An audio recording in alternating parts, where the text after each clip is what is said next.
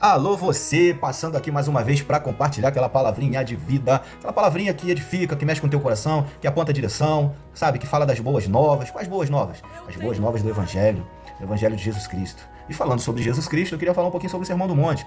É um momento crucial na caminhada, sabe, no projeto de evangelização de Jesus Cristo, onde ele se encontra exortando e ensinando seus discípulos. Está lá no capítulo 5, pega a tua Bíblia, dá uma lidinha, do versículo 1 ao 12, fala sobre as bem-aventuranças. As bem-aventuranças que tratam exatamente de fatores de edificação do caráter, sabe? Qual é o corpo de ensinamento de Jesus nos evangelhos, que abrange lá do capítulo 5 ao 7. Esse sermão apresenta, assim, princípios do reino de Deus, bem ímpar, que confronta os valores da sociedade de um modo geral, da sua época e com certeza dos dias atuais.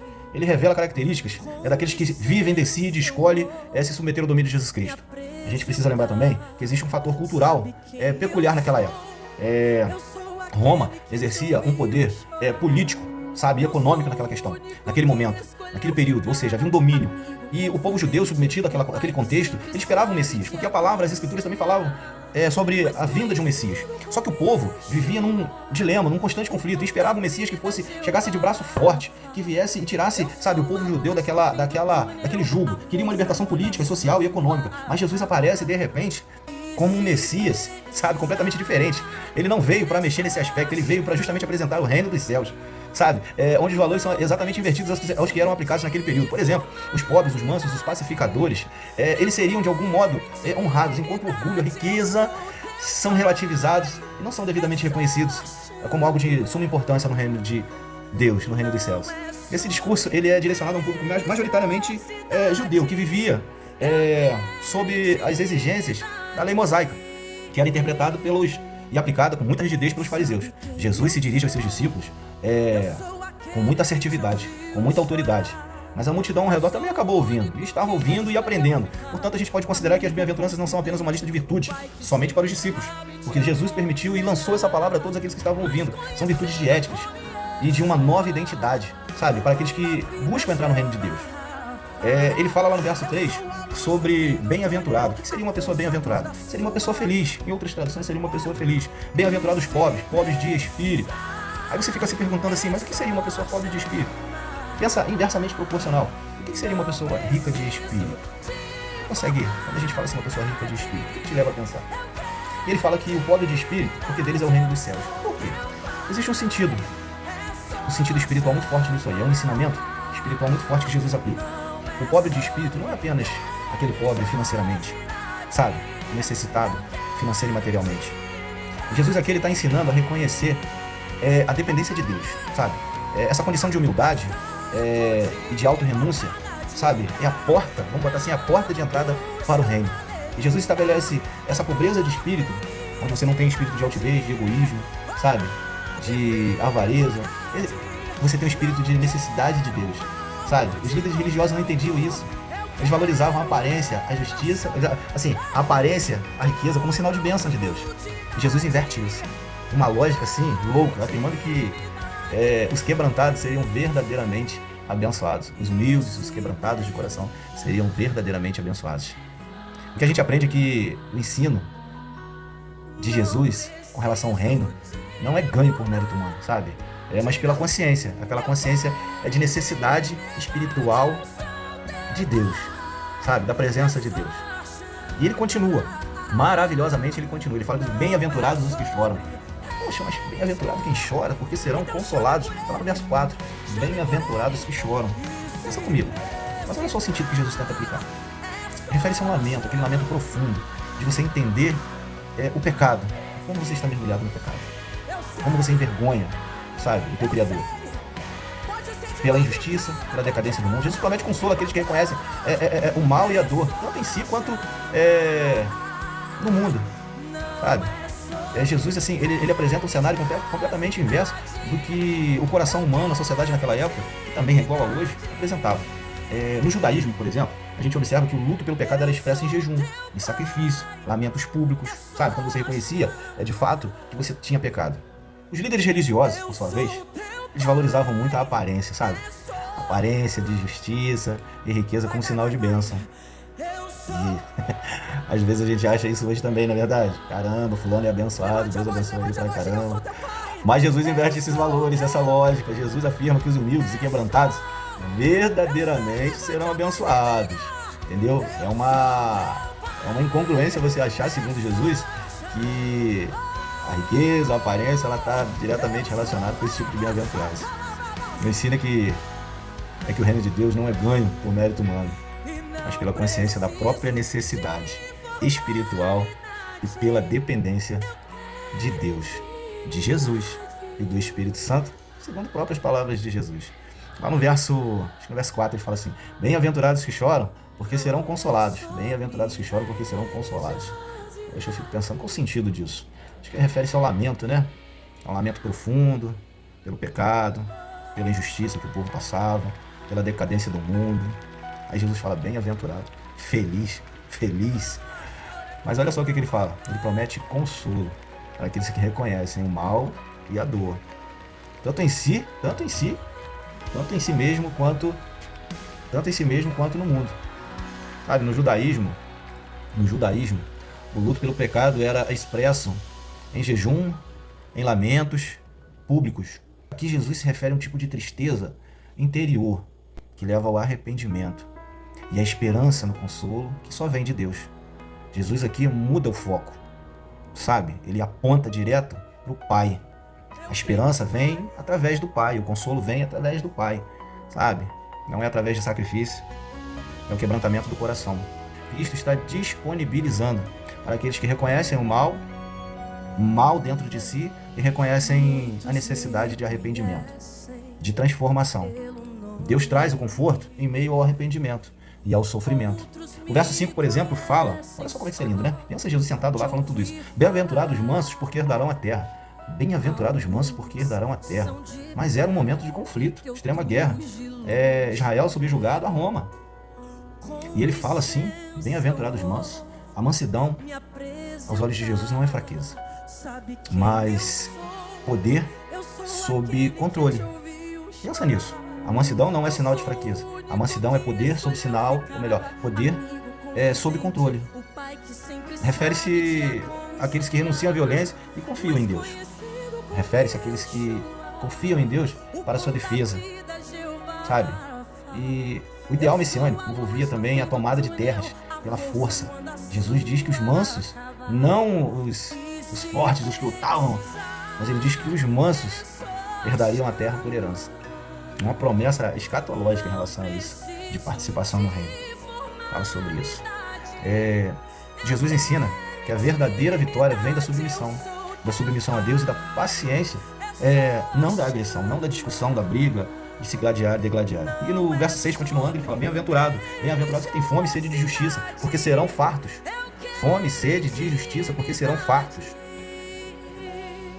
Fala de sede, fome, de justiça, que refere a desejo profundo por um relacionamento correto, concreto, íntimo com Deus. E por ver o desejo de ver o mundo alinhado à vontade de Deus, à vontade divina. Era uma sociedade marcada pela corrupção. Será que você identifica essa sociedade? Lá era uma sociedade marcada por uma corrupção muito grande. Opressão, desejo por justiça era algo natural. Tributos eram absurdamente caros, altos. Roma exigia absurdamente do povo. Sugava. E não tinha como não pensar em justiça. Só que Jesus vem e promete uma justiça um pouco diferente dessa que eles estavam esperando. Porque eles estavam olhando com um olhar muito material e carnal. Jesus fala de uma verdadeira justiça que só vem através do reino de Deus, através dos valores apresentados pelo reino de Deus. Sabe que isso nos ensina a buscar primeiro o reino dos céus. Isso nos ensina a buscar primeiro o reino dos céus e a sua justiça. A palavra de Deus fala isso. Confiando nele, confiando em Jesus. E Jesus proverá tanto justiça pessoal quanto uma justiça social. E o verso 7 fala assim, verso 7, bem-aventurados os misericordiosos, porque alcançarão misericórdia. Bem-aventurados os misericordiosos, porque alcançarão misericórdia. Qual o sentido aqui? Como é que a gente pode aplicar isso aqui? A misericórdia é uma característica central. A misericórdia, pensa comigo, a misericórdia é uma característica central do caráter de Deus. Aqueles que a demonstrarem refletem diretamente o coração do Pai. A gente pode olhar para Jesus e ver isso claramente. E por isso experimentarão a sua misericórdia. A sociedade judaica naquela época, né, estava muito marcada por um legalismo severo, sabe? Jesus desafia seus ouvintes a agirem com graça, compaixão, misericórdia, amor, benevolência, piedade. Muito difícil isso no período que a gente observa a história do povo de Deus. Mas a gente hoje não procura por justiça também, a gente vê tanta coisa errada acontecendo, seja na igreja, seja no mundo, sabe? Tantas questões que às vezes são incongruentes, a gente não entende, sabe? A gente cresce aprendendo uma coisa e de repente aquilo já muda, ou seja, os valores, a ética da sociedade que a gente vive está permanentemente mudando. As tendências, seja tendências de ideias, filosofias, tendências de roupas, tendências de moda, sabe? Todas essas tendências, tudo isso aponta para uma satisfação pessoal, social. Isso não aponta para Jesus.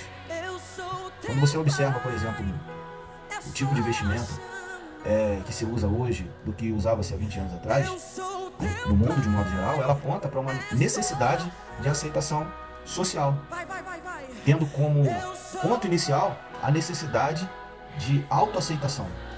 Você olhar no espelho e ter essa aceitação. É muito sutil isso. Isso acontece quando você compra um carro, isso acontece quando você compra uma roupa, isso acontece quando você, por exemplo, construções, casas, igrejas, sabe?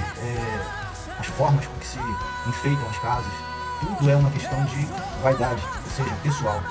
As igrejas, de modo geral, estão vivendo uma onda de satisfação social. É o que agrada aos olhos dos líderes, a forma, o formato, muita coisa que é feita hoje, ela é facilmente percebida como uma forma de aceitação social para atrair outras pessoas, quando na verdade Cristo ignora o valor disso, ele não leva isso em consideração. E no verso 8, só para a gente finalizar, bem-aventurado os limpos de coração, limpo de coração, porque verão a Deus. A Bíblia fala que precisa estar limpo de coração. A fala de Jesus, ele fala sobre pureza de coração, significa integridade interior, sinceridade diante de Deus. Refere-se a uma vida de santidade. O que seria uma vida de santidade? Uma vida de afastamento das coisas que Deus se desagrada, das coisas que profanam a ética, o caráter de Deus. Isso não são só as coisas externas, começa lá dentro do seu íntimo. Pureza de coração. Isso é muito importante. O nosso coração, ele é, por si só, sem a presença de Jesus, ele é perverso e ele é enganoso. Ele tende sempre a se adiantar. Jeitinho brasileiro, vantagem sobre o próximo. É uma demonstração de suposto conhecimento maior do que o próximo. Sabe? Expertise, esperteza. Jesus fala que isso tudo é o oposto do que é o reino dos céus. É o oposto do que é necessário para conhecer a Deus. E ele fala que você tem que ter pureza de coração. Pensa nisso. Refere-se a uma vida de santidade. Pureza, santidade. Misericórdia, santidade. Sabe? A pureza, ela é assim, naquele tempo de Jesus, ela era associada a rituais, cerimônias. Mas Jesus sai desse aspecto externo e vem para o aspecto interior. Jesus vai além, ele fala sobre uma pureza moral, sobre uma pureza espiritual, sobre uma pureza que vem de dentro para fora. Mas só quem pode proporcionar essa pureza é Jesus. O ensino é que o verdadeiro relacionamento com Deus é baseado em ter pureza de coração, pureza interior e transparência diante dele. E a gente tem agora o verso 9. Bem-aventurados pacificadores, porque serão chamados filhos de Deus. Pacificadores, para o período cultural que Israel vivia, era algo impossível, porque ele vivia sob o jugo do Império Romano, precisando de liberdade. A história de Israel apresenta uma história de guerras e vitórias, exílios. E de repente Jesus vem e apresenta um cenário de pacificação para ser chamado de filho de Deus. Não sou eu que estou falando, são as escrituras. Dentro da igreja a gente vê isso, no mundo a gente vê essa guerra, todo mundo quer se degladiar. Dentro da igreja, muitas das vezes a gente vê isso a todo momento, como no mundo. Mas aí o importante é que você saiba que dentro da igreja é um local onde as pessoas precisam passar por esse processo de transformação. O mundo, ele exalta você por ser assim, dentro da igreja, você não é exaltado por ser assim. Você é justamente conduzido e exortado a ser um pacificador. Essa é a grande diferença de estar dentro da igreja, vivendo em comunidade.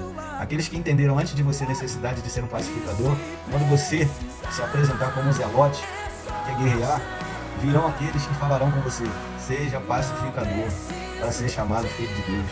Sabe? Isso é muito sério. Por isso a necessidade da gente ter a pureza de coração, humildade de espírito, desejo de justiça. Sabe? É através disso que a gente reflete a obra de Cristo, que é o príncipe da paz, que é o rei dos reis, é aquele que traz vida. É uma época difícil da gente entender, né? Nos dias de hoje também. Os conflitos, disputas, pacificação é algo assim raro. Jesus exalta o pacificador de um modo assim bem peculiar, como reflexo de quê? Do caráter de Deus. Nós precisamos estar a todo momento buscando o caráter de Deus. Devemos buscar ter o caráter de Deus, buscar paz nos nossos relacionamentos internos, em casa, no casamento, promover reconciliação, seja no trabalho, seja na igreja, seja com nossos familiares. E por último, bem-aventurados que serão seguidos por causa da minha palavra. Aqueles que sofrerem por causa, porque o mundo persegue aquele que se levanta e fala de uma ideia, uma verdade que é completamente oposta do que o mundo deseja, o mundo vende, o mundo ensina. Mas a palavra de Deus ensina que o mundo jaz no maligno. Por quê? Por causa desse desejo de individualismo, relativismo, secretismo, turismo que te afasta de Deus. A marginalização das coisas, o relativismo das coisas, o que antes tinha valor hoje não tem, sabe? É a deformidade dos princípios celestiais. E eu acho que no final a gente tem que aprender que devemos permanecer firmes no Senhor. Permaneça você firme no Senhor. Sermão do Monte é o maior exemplo. Quando você pensar em vingança, quando você pensar em falar mal de alguém, quando você pensar em se rebelar, quando você pensar em desejar algo de mal para alguém, quando você pensar em ser injusto com alguém, lembre-se do Sermão do Monte. Lembre-se das condições estabelecidas por Cristo, sabe? Para que sejamos filhos, para que sejamos alcançados pela justiça de Deus, para que sejamos alcançados pela riqueza de Espírito que vem através do Senhor. Devemos nos alegrar no Senhor a cada momento. Devemos estar em perseguição, sabe, essa conduta, esse caráter a todo momento, tá bom? Que Deus te abençoe e eu espero que de fato você possa ter entendido um pouquinho, sabe, um grãozinho de areia com relação ao Sermão do Monte, que ele possa ser de extrema ajuda para a tua caminhada, para o teu cotidiano, para as tuas escolhas, porque certamente Jesus se agradará de você, Jesus alcançará você, se você estiver de braços abertos para receber todos esses ensinamentos que ele passou lá no Sermão do Monte, há milênios atrás, e que vem imutavelmente. Não é como uma ideologia humana que vem mudando a cada 3 séculos. E essa ideia de reino, de vitória, de morada celestial, de Jesus sendo salvador e redentor a todo aquele que aceita, é imutável. Pense nessa verdade hoje, que Deus te abençoe, tá bom? Fique com Jesus. Amém?